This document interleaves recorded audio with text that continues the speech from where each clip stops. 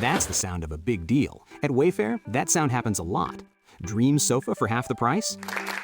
Big deal. New dining table you've been eyeing for months? Big deal. Finally picking up those last few pieces and finishing that bedroom? Now that's a really big deal. Whatever your home needs, Wayfair has the selection, the savings, and over millions of 5-star reviews to back it up. Shop wayfair.com today before someone else snags your big deal. Wayfair, every style, every home. Totally Useless Information with Nick and Roy is brought to you in part by Tom's Place, the finest in men's fashion. Located in Toronto at 190 Baldwin Street, in the heart of Kensington Market. Or visit toms-place.com.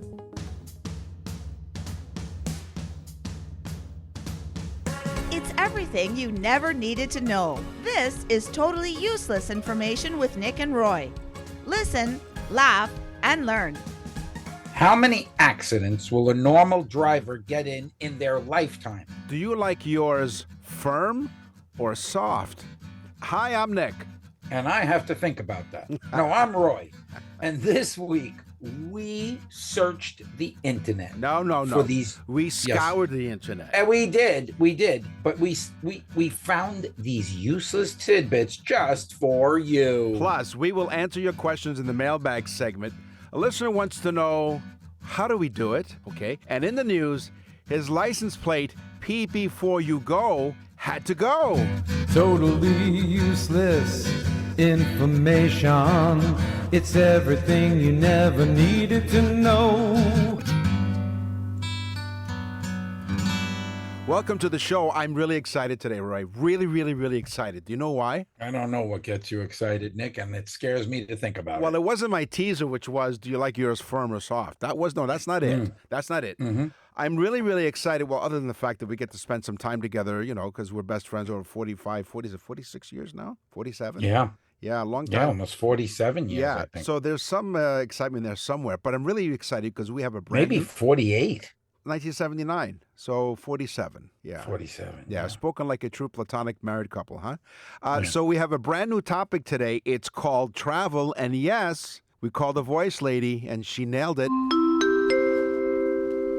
This is your final boarding call for Totally Useless Travel Information with Nick and Roy. Now boarding. Man, is this something she can't do? She's like so good, so talented. I don't know about those things, Nick. I'm in Florida. There you go. Okay. All right, so here's my teaser. I know you guys are wondering, okay, is it a double entendre? Is it a innuendo? Nick, I don't think any of our audience even knows what a double entendre is. No, but maybe a single entendre. When it comes to... Or I'll speak for myself. Okay, well, you should. When it comes to hotel pillows, they're designed with a dual chamber or multi-layered construction to provide the best of both worlds. These pillows often feature a dense inner core of feathers for firmness and neck support, surrounded by an outer fluffy layer, soft down or down alternative for comfort. A typical luxury hotel pillow might have an inner feather ratio of 85 to 90% and an outer layer of 90 to 100% down, providing soft and firm, depending on what you want. Nope, sorry, no good. Shout out to Mike Lindell from My Pillow. Yes. No, really, honestly. Yeah. My Pillow, I'll tell you the truth. I got the extra firm My Pillow. They stick more stuff in it. Yep. Yep. But it's little pieces of crushed up foam. Yeah. It's nothing to the pillow, really. It really is genius. But you get to smash it together to fit the way you want it to. Yeah, pretty cool. So each pillow is legitimately their own pillow. So anyway, let me wake up.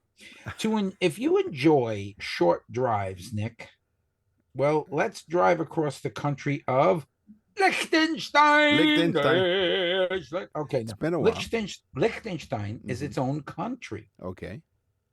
If you get in the car and you start off at an average speed of 55 miles per hour, okay, in 30 minutes you will have left Liechtenstein.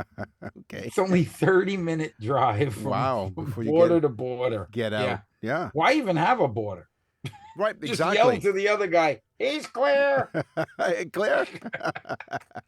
So up here in Canada, we play as kids. We played street hockey and maybe Do you have stickball. any other sport, Nick? Well, no, but so equivalent to that in New York, they played stickball, right? And we would play in the Yes. street. But when a car came down the road, one of the kids would yell out, "Car!" Then, in our case, we would remove the goalie net from the middle of the street until the car passes, and then we would put the net back onto the street. Well, how about this? The Funafuti International Airport, FUN. by the way. Funafuti. Yes, Funafuti, you yes, said, right? Yeah, yes. Okay, yeah. Been there. Is the many times. heart of community life on the main island of Fangafale, Oh. serving as a public park when flights are not scheduled.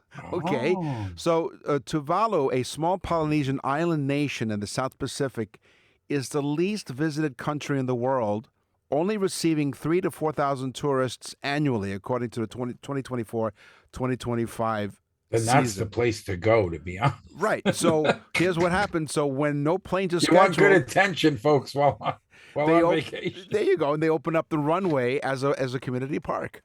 Oh my God! But that's brilliant. I It guess is. it's a big piece of land, right? Exactly. Yes, Nick. I know you were thinking about this and asking this question. Is there a post office in Antarctica? You know what? I was just thinking that. Do they have a post office up in Antarctica? It's not true. Just the sound of you saying the word thinking is not true. Sorry about that. I apologize. That's the dead giveaway right there. But anyway, Antarctica is like the furthest like wilderness that you could possibly think of. Right. Yes, they do have a post office. You can buy stamps. They Really? sell stamps that they Okay. receive All right. and send out mail through that post office. Yeah. And it is named appropriately the Penguin Post Office. And it is real. The Penguin Post Office. And they're well dressed. Yeah. Oh, sure. Yeah, Like you walk into the post office, you feel underdressed, right? Because do they have like do they wear tuxedos in the post office there, I wonder? They probably do. Yeah. You know, you go to hand them the mail and they just keep flapping. To fasten or not to fasten? That is the question. Yes. According to some I often think about that too, Nick. But go ahead. what, your pants? Usually it is. Wouldn't want to take somebody's eye out, you know. No. So, according to industry insights, because I have some people on the inside, pilots have secret codes using the seatbelt sign to communicate with flight attendants. So it's not just the regular gongs. Like I think there's some codes where one gong means one thing, two gong means something else. But they use the seatbelt sign to communicate with the flight attendants. Right. And when you hear gong, gong, gong, gong, gong, gong, gong, gong, gong, you know something's wrong. Well, they've gone gung ho. Anyway, a specific sequence of flashes or chimes can be used to ask for coffee or inform the crew that the pilots are about to use the washroom or the bathroom. Oh. Pilots sometimes turn on the seatbelt sign to clear the aisle, making it easier for the cabin crew to serve drinks and snacks. And if they're preparing to, especially if they're serving hot drinks like tea or coffee, 89 million visitors a year. Do you know what the largest visited country is? The most visited. this is interesting because Country I in the talked world. about the least visited or the frequent Yes. in the Polynesian islands. Yes. So the Most visited. what is it? What is it? A continent you said or country? No, I said the most visited country. 89 million visitors a year. I would guess the United States. Right. That's what I thought. I mean, United States, how many people come to California, Disney World, Right, New yeah. York? Yeah, I yeah. mean, it's, you know, But it's not just the case. France. Really? France. What the hell is going on? Well- What? Why? To Well- go see an erector set? To What you get mean? spoken to in a harsh manner? And everyone smokes. Exactly. Yeah. Why are they smoking? No, no. Why are they smoking? They're smoking hot. And What? what are they smoking? And what are they smoking? No, that's really interesting. I like really. I was going to say, if not the United States, maybe Germany, but France. That's pretty interesting. I All right, bet you the French put up a false post they probably to did, make themselves seem relevant. and they call it Eiffel. So I'm sure that you've seen whether you've booked a flight online or through a travel You know, agent there's no railings, Nick, on that tower. on the Eiffel Tower. That's why they call it that, because they go, the person that went on top, they fall down. I fell down. Oh, I felt. Yeah. Yeah, that's a true fact. It is. In the early 1900s, now if you notice that most airports have 3-letter codes to identify the airport. So you look at your boarding pass, or when you book a flight online or through your travel agent, or however you book your travel. So this is where it all came to be. In the early 1900s, long before commercial aviation took off, the United States National Weather Service used 2-letter weather station codes to identify the locations across North America.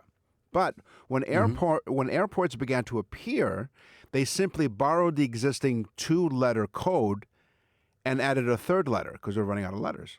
Right. So, for example, LAX. So LA was probably the weather station abbreviation for Los Angeles. They just put an X at the end of it. But then there were airport codes that they standardized. So they named other airports, let's say New York, JFK after John F. Kennedy, of course, and CDG Charles de Gaulle Airport, speaking of France. Yes. In Canada, where I reside, our weather stations began with the letter Y. Don't ask me why, but they did. So Is it YA? no, no, it isn't. But there are the 3 big cities, Toronto, Vancouver, and Montreal. So Toronto is YYZ or Z. Vancouver is YUR, and Montreal is YUL. In Florida, down in Southwest Florida, we have RSW, which Right. is Fort Myers. Ah, That stands for Regional South. okay. Yeah. So Regional Southwest, I guess. Regional Southwest, I guess. I don't know. Wow. Saudi Arabia, Nick, Yes, it's a large country. it is. And it's the largest country to have what don't they have? They have 0 of these. What is it? Oh, I don't know. Coffee shops. Old Man River. No rivers. Oh, They have no rivers. none. Nick. 0. None. 0 rivers. So if you're booking a trip A to Saudi whole Arabia lot of sand. and hoping to go by the river, you can't. You shouldn't. You shouldn't go there. No. No. You won't know, find you them. go to the beach, it gets a little uncomfortable in the shorts because of the sand. Yes. That happens all day there. What, uncomfortable in the shorts? It's Saudi Arabia. It is. Come to Saudi Arabia. It's uncomfortable in the shorts. Right. That's a great slogan. What a slogan. It is. So that's our brand new Get topic. Get the voice, lady. Yeah, she'll do a great job, as she always does. So that's our original topic. It's a brand new one, travel. Nick and Roy will continue with totally useless information. So, when I ask, what is Odoo? What comes to mind? Well, Odoo is a bit of everything. Odoo is a suite of business management software that some people say is like fertilizer because of the way it promotes growth. But some people also say Odoo is like a magic beanstalk because it grows with your company and is also magically affordable. But then again, you could look at Odoo in terms of how its individual software programs are a lot like building blocks. I mean, whatever your business needs, manufacturing, accounting, HR programs, you can build a custom software suite that's perfect for your company. So, what is Odoo? Well, I guess Odoo is a bit of everything. Odoo is a fertilizer, magic beanstalk building blocks for business. Yeah, that's it. Which means that Odoo is exactly what every business needs. Learn more and sign up now at odoo.com. That's ODOO.com. Totally useless information with Nick and Roy continues. Listen, laugh, and learn. This is totally useless vehicle information with Nick, Meet, and Roy. Vroom, vroom. Yes, it's the Meep Meep and Vroom Vroom show. That's the alternative title. What do you got? Nick, American cars hit more than, get ready for this, 1 million deer, 1 million deer, and 350 million birds. Oh, dear. A year. Oh, dear. Per year. Oh, dear. Yeah. Now, listen. Yeah. As an aside, Okay. I was driving with my wife, which that in itself is annoying. For her? Wait, for her or for Listen, you? listen, For her? Listen. She said to me, "Why don't you let me drive?" And I was like, "Oh, God forbid." We're driving along, Okay. And I see these stopped cars, and I'm thinking, wow, it must be an accident. And I look, and they hit a bald eagle, No. Oh. a big bald eagle. And I mean, they're big. And this thing is sprawled out dead on the road. I mean, they ran it down, you know. Now, And then I'm watching the news that night, the local news, yeah, which is ridiculous. They're like, a man fell on a crack in the street today. You know, I mean, you go to New York, it's like 38 murders today. yeah. They pick the most heinous to put on the news. Of course, yeah. They have so many. But down here, the eagle never made the news, but they spoke about eagle's nest that had 4 baby eagles in it. Wow. That the mother never came back to the nest because they had a camera on the nest. Right. Oh, wow. And so they have to feed the babies because somebody ran the mother over. Can you imagine how they feel? No, I They can't. didn't just hit the bird. They affected the whole family. They no? did. Now, the bald eagles, don't they have, isn't it like a restricted, is there some sort of law in the United States? You have like an affinity with them, Nick, being bald? condition No. of your head. No. The condition of my head. Thank you. I call it follically challenged. You said the condition of your head. Listen, what's outside is as much as it is inside. There's nothing there. Nick, I must say, you have a perfectly smooth, round head. Not everyone can sport the bald look. No. Yours is Exactly. perfect. Yeah. It That's why is I perfect. have that T-shirt. Bald men, bald heads are like a solar panel for a sex machine. But so Okay. I'm looking at. Let's go down the Let's rabbit go hole. on. Let's go. That's right. So you said the clock is right twice a day. So so let me go down the rabbit hole with bald eagles. They're strictly protected in the United States under the Bald and Golden Eagle Protection Act. It is illegal to take, possess, sell, or disturb bald eagles or their parts, including their feathers or nests. So if you hit an eagle, would that be considered breaking the law? I would assume that you would be asked what happened. Of course, it was an accident. It was on a main road. He probably flew down to pick up some roadkill and became roadkill itself, unfortunately. Yeah. Violations can result in heavy fines up to $50,000 and imprisonment if you're oh yeah, caught. you go to jail for that. Yeah. Mhm. Well, That isn't the- person's in jail right now. They are. How about this? So don't breathe deeply when you're inside a new car. Everyone loves that new car smell, don't you? Everyone loves that. I really don't like it, but I put like 30,000 trees, those stinky trees. Yeah. That, and you know, one of the flavors that they have in those trees is new car smell. Isn't that something? Yeah, I know. Okay. That's So funny. the new car smell is in fact an accurate description of a chemical cocktail resulting from off-gassing, which is very much what Roy does, what happens with Roy when he has a bowl of broccoli. I know a lot about off-gassing, Nick. No, yours is on-gassing, gassing on. So a process where new interior materials release volatile organic compounds into the air. While some people associate this scent with a sense of luxury, cleanliness, and achievement, it's actually the result of adhesives, plastics, paints, sealants, and fabrics breaking down in the cabin. So A whole lot of caustic stuff, Nick. please be careful when you breathe in the new car smell. Yeah, just by used. Yes, exactly. The owner probably passed away from the smell. No. Well, if they had some off-gassing, then maybe it would smell something Maybe different. the eagle flew into the car. That's right. They did. Okay, Nick, BMW had to recall its first generation GPS cars when GPS first came out Why? in Germany. The German people were extremely upset. So BMW said, "Was ist wrong with this?" No. BMW said, "What's wrong? What's Yeah. going on?" Okay. The male drivers would not accept directions from a female voice. Really? So BMW recalled their first generation cars, and BMW usually comes in Europe with a male voice. So they couldn't just update the software like over the air or something? I No, guess they maybe kept there was- getting lost.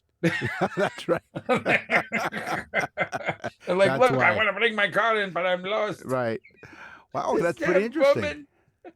Well, now of course you can pretty much program your GPS to talk in different genders and even accents coming from different parts of the country. I programmed mine not to even give me directions. It just talks dirty to me. Yes.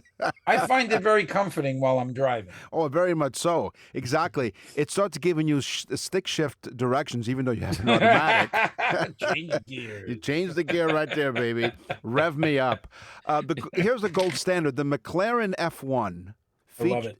features a 24-karat gold foil lining in its engine bay Yes. to manage the extreme heat produced by the 6.1-liter BMW V12 engine. Roughly 16 grams of gold were used as a highly reflective, lightweight, and effective material to shield the carbon fiber bodywork from damaging intense temperatures. All right, get ready. The Porsche logo. Have you ever owned a Porsche? No, I've seen a lot of them, but I haven't owned one. I have. you? I have. I've Okay. had one. And yeah, what about it? Wonderful car. One of my favorites. I had a 944, 1983 944, which I purchased years later, but it was mint. It was beautiful. Okay. Love that car. Beautiful. Always wanted it in 1983, but as we know, Nick, we couldn't afford those things back then. We couldn't afford the hubcaps. Not even the hubcaps. Yeah.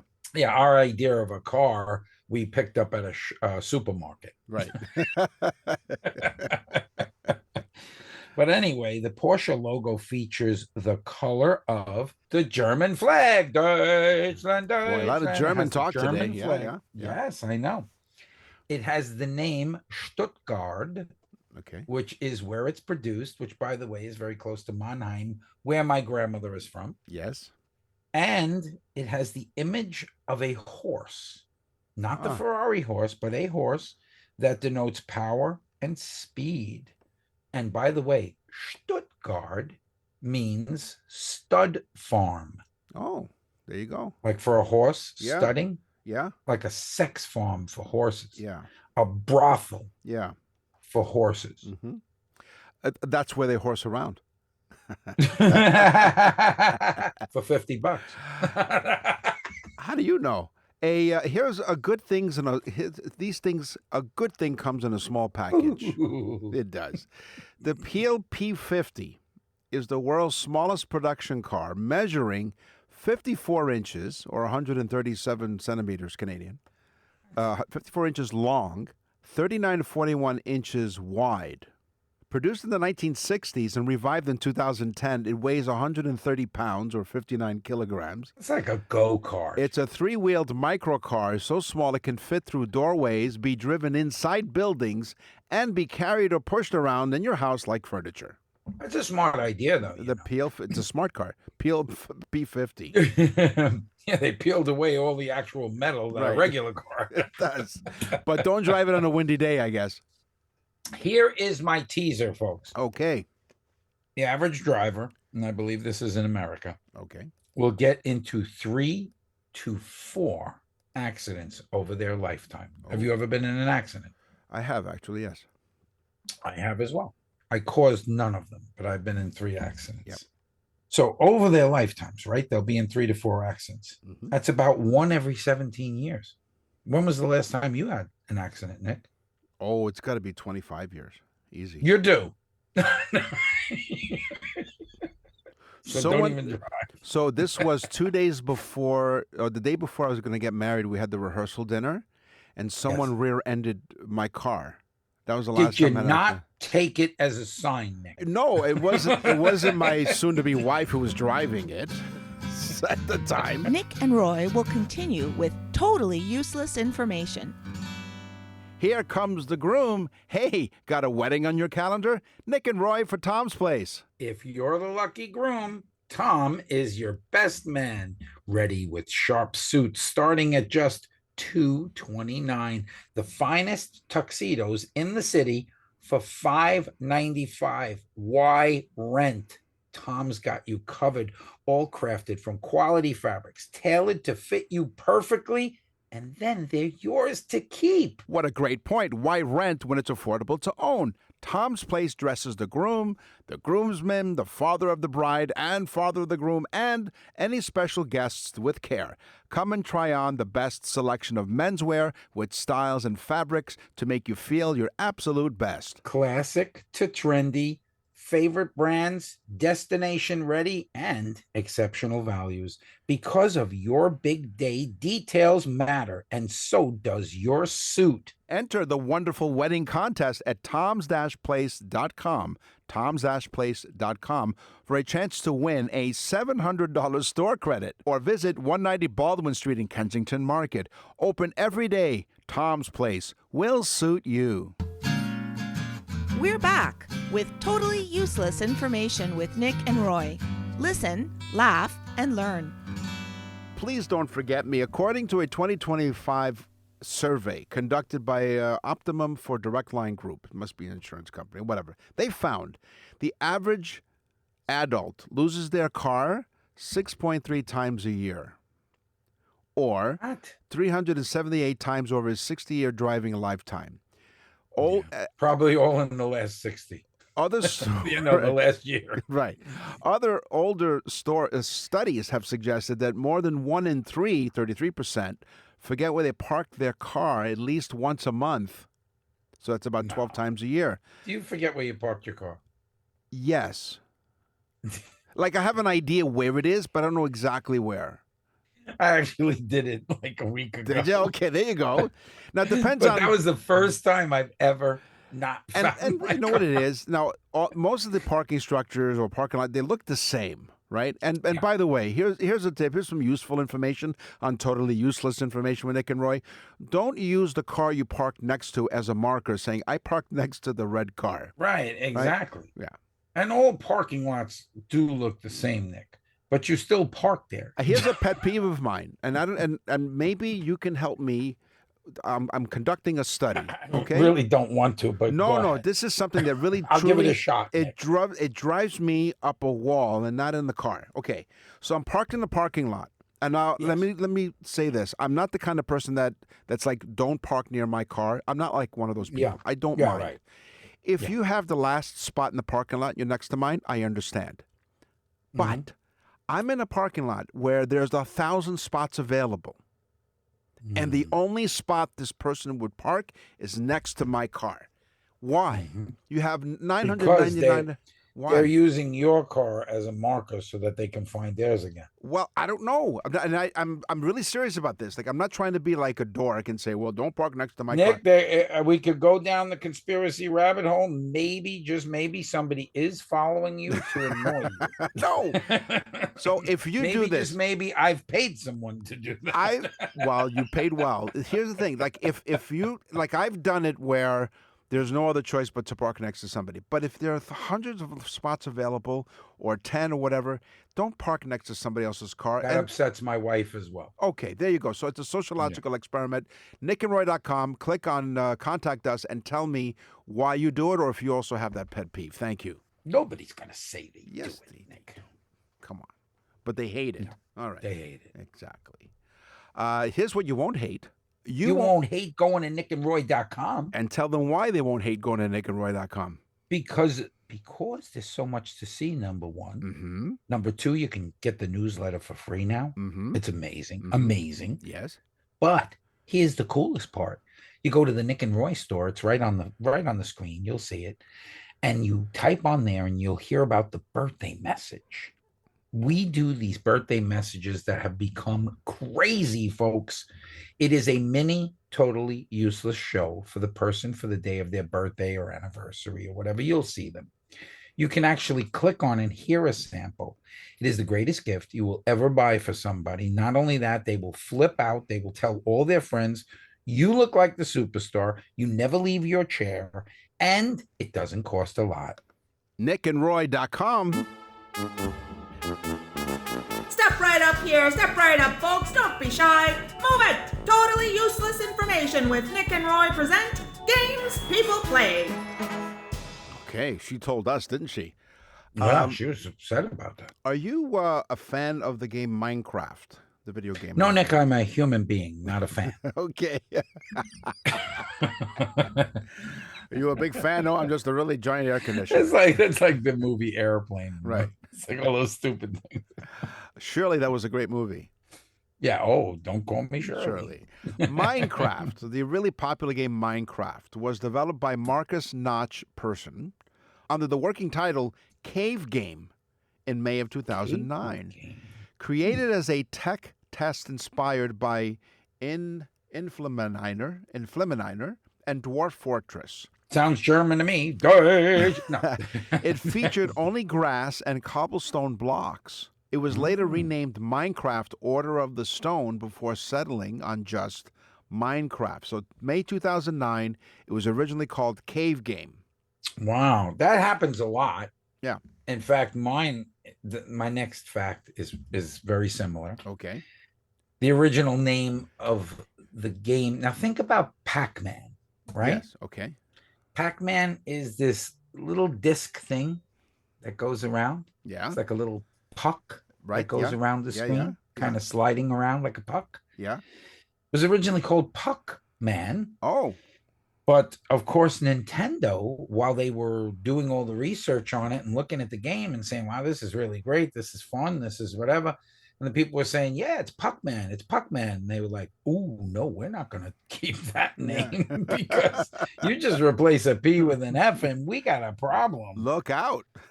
So they called it Pac-Man.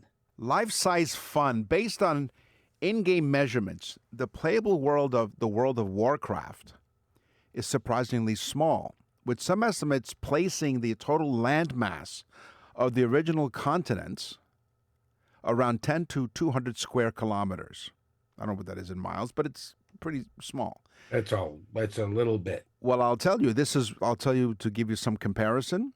Yes, it's please. comparable to like you would know what this is. Comparable to the size of Houston, Texas, which is over 600 square miles, though the actual in-game density is much tighter. Or London borough of Hellingdon, rather than a full planet. Are we talking about a game here? You're talking about tighter and all this. No, so it's World of Warcraft. So basically, it's the total landmass compared to Houston, Texas. Oh, it's not smaller than, but it's smaller than Houston, Texas. It's only 600 square miles, and the London borough of Hellingdon, which is rather than a full. Oh, Hellingdon. Yes. Yeah. There you go. Yeah, and a sister, Hellingdon. But I would hate to be the marketing department for that. Go to Hellingdon. The fastest selling video game of all times. And I have played this game. I don't play video games. No. But I have played this game because my son had it years ago, and it captivates you, and I'll tell you why in a second. But the fastest selling game in 3 days, they sold 1 billion games. Wow. It's Grand Theft Auto 5. 5? Oh, okay. Yes. Now, have you ever played Grand Theft Auto? Yeah, I have. You beat the hell out of people. You can find a hooker. Yeah. You steal cars. Yeah. I mean, it's like this horrible devil alter ego. Yeah. You do all these bizarre things that we used to do every day in New York. Right. But it should have been called Welcome to New York. Right. Yeah. So the game of Tetris, the really popular game of Tetris. Yes. The blocks. You know the blocks that that one come stacks up against a lot of other games. It does. Those blocks, those Tetris blocks, are officially known as tetraminos, like dominoes, but tetraminos by the Tetris company, are geometric shapes formed by 4 connected squares. There are 7 distinct one-sided shapes, each named after the letters that they resemble. The I, O, T, S, Z, Z, J, or L. The game's name is a combination of tetramino and tennis. While tetramino is the mathematical term for 4 connected squares, the game trademarked the term tetramino in 2001, and it would eventually become Tetris. It's much easier. It is. Because just that fact alone, half of our listeners are asleep right now. Well, no, but actually, you know what? I'll correct myself. It's not that it became Tetris. The term... You're going to continue, Nick. Tetramino was trademarked. Would you like a shovel? No, it's okay. Now, yes. These are things in life that are right in front of us. Yes. That we don't see or hear. No. Okay. And it happens all day long. It happens so much it would frighten people. But most people don't realize a big part of video games is the soundtrack. Yes. which was the first video game to understand that and come out with its own soundtrack. The first video game, Space Invaders, which we loved. Yeah. Played lots Space of... Invaders had that. Yeah, it was Just great. like that. Yeah, fantastic. Yeah, it sounded just like that. Oh, 100%. Nick and Roy will continue with totally useless information.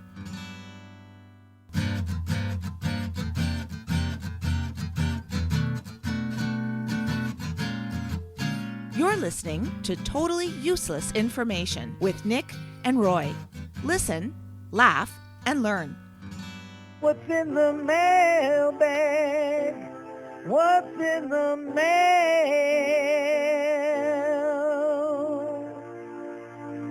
Charade. Who is it? Charade. Charade. Interesting name. That's why I picked it. Okay. Brooklyn, New York. Charade says, damn, starts off by damn. Damn, you guys crack me up. Do you write your own jokes? Oh, okay. Because I am a comedian and I know how much time it takes. Wow. So I read this and I was like, this guy's really going to hate us because he takes all this time to write jokes. We don't. Nick and I do not even write a script for the show. No. We just pick 4 topics from each category, 3 categories, 4 topics. We don't discuss them. Mm-hmm. And literally anything that we say that's funny, which rarely happens during a show. Yeah. But anything that we say that is funny is just literal coming out at that moment. And that's why we don't script it, because we want it to be as organic as possible. He says, thanks for the info when you get back to me and the laughs. And then he writes, mic drop. I thought his name was Charade. Oh, I thought that was funny. He wrote mic drop, but he's a comedian from New York. That not a very funny that's one. Right. No. That's right, Charade. Ha ha, Roy. That was funny. Ha ha. Yeah, I know, right? My email comes from David. He had ordered a birthday message for his son, Matthew, and he says, thank you, Nick and Roy. Thank you for the unique birthday card for Matt. He and his friends that contributed to the card enjoyed the result. Excellent result. Thanks again.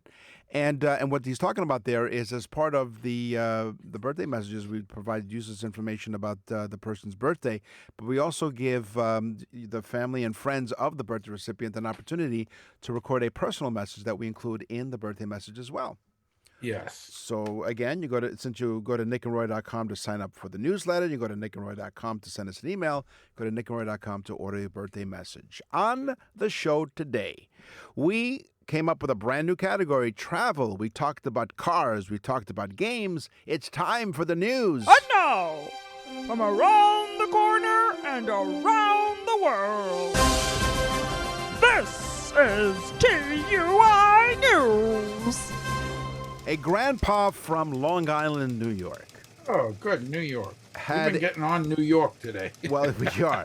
Now, he's an older driver. He's 69 years old. He still drives, but he has one of those, what do they call them, vanity plates? Yes. Okay. And he is peeved. Actually, he's pissed, and I'll tell you why. The Department of Motor Vehicle, DMV, revoked his themed license plate, his vanity plate, because they thought it was offensive. The plate, PB4 we go. PB4 we go. And being, 69 years old, you can understand why he gave the inspiration for that vanity plate. So the vanity plates were yanked in January because he was pissed off. Wow, PB4 you go. So PB4, right? The letter P, right? The letter B, right? The number 4 we go. The letter U, GO. PB4 you go. Right. Now he was surprised because they weren't offensive, like the plates, or more controversial than any other bad dad joke. Yeah. So Seth Bykowski is a wee bit peeved after the DMV revoked his license plate. I've driven it through conservatively 15 states, red states, blue states, he writes. Everyone smiles. Not yellow states. No, I guess not. See how that works, Sherrod? Oh, there you go. Excellent point. One time, a police officer pulled up next to me at the light and motioned over. He said, I just had to stop you. I got such a laugh out of your plate. Okay? Yeah, what the hell? The West People Ham... are getting crazy. My plate is U, the letter U, Yeah. the letter R, Yeah. the letter N, Yes. and the number 8. You're an 8. I'm more like a 7.5. The West Hempstead man was told by the DMV in a letter that rigorous screening processes are determines that P before we go no longer in compliance. Yeah, that's not right. And He's had it for a long time. Well, he has. He's held it. He's held it for a long time. So his yellow car, I wonder if he had a yellow car and he was blue in the face. What he says is That would have been great. What I'm trying to do is at this point is to make people smile, give them a little laugh at a time when we all could use something to laugh about. Well, Baikovsky went yellow and removed them for regular plates with a random stream of letters and numbers, but he did it reluctantly. No, he should have got a new plate that said the letter D, the letter E, the letter P, the letter E, the letter N, the letter D, the letter S. Okay. Depends. Right. Because he's going to need it now if he doesn't go before. Well, he says, you get on the road for 10 minutes, nowhere near a rest stop, I have to go, or someone says I have to go pee. So he says, in fact, my children who are no longer kids complain, Dad, when we had to go to the bathroom when we were little, you would never stop. That's right. So he actually said that... which has a lot to do with their bladder problems right now. Right. Exactly. Prostate issues. So he is now appealing to the governor of New York. Kathy Hochul. Yes, Kathy Hochul. Kathy Hochul. Because Kathy Hochul. Kathy With a name Hochul- like Kathy Hochul, you think Yes. she's giving it back to him? I think so. No, but so he was citing a... Don't get your Hochuls up. No, don't. They'll ask you to take it away. So he's citing a similar case in New Hampshire. As silly as it is, it's definitely an administrative overreach to me. And he says it's a way of stifling free speech. What will come next? We don't want to know what comes next. Yeah. So if he They're draining the fun out of driving. They are. Absolutely. If I don't win this battle, I got you. If I don't win this battle, he says, I'm simply going to have them framed and put up in my bathroom. Oh, good spot for them. What was his name? His name is Baikovsky. What's his first name? I'll get his first name. Yeah, really, Seth Baikovsky. Seth Baikovsky. Yes.